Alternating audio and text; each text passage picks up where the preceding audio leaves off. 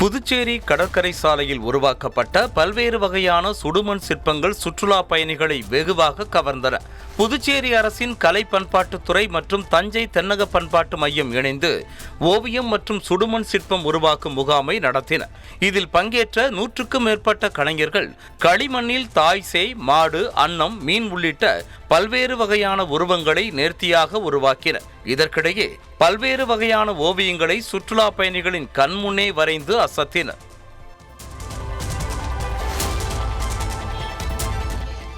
திருவள்ளூர் மாவட்டம் திருவேற்காட்டில் மத்திய அரசின் அம்ருத் திட்டத்தின் கீழ் 95 லட்சம் ரூபாய் மதிப்புடைய மக்கள் நலப் பணிகளை பால்வளத்துறை அமைச்சர் நாசர் துவக்கி வைத்தார். இதில் ஐனம்பாக்கம் கோரடி பகுதியில் சுமார் 14 லட்சம் ரூபாய் மதிப்பீட்டில் கட்டப்பட்ட 2 பேருந்து நிழற்குடைகளை மக்கள் பயன்பாட்டிற்காக அமைச்சர் ரிப்பன் வெட்டி திறந்து வைத்தார். இதேபோல அப்பகுதியில் 81 லட்சம் ரூபாய் செலவில் 2 புதிய பூங்காக்களை கட்டுவதற்கான பூமி பூஜையில் அடிக்கல் நாட்டினார்.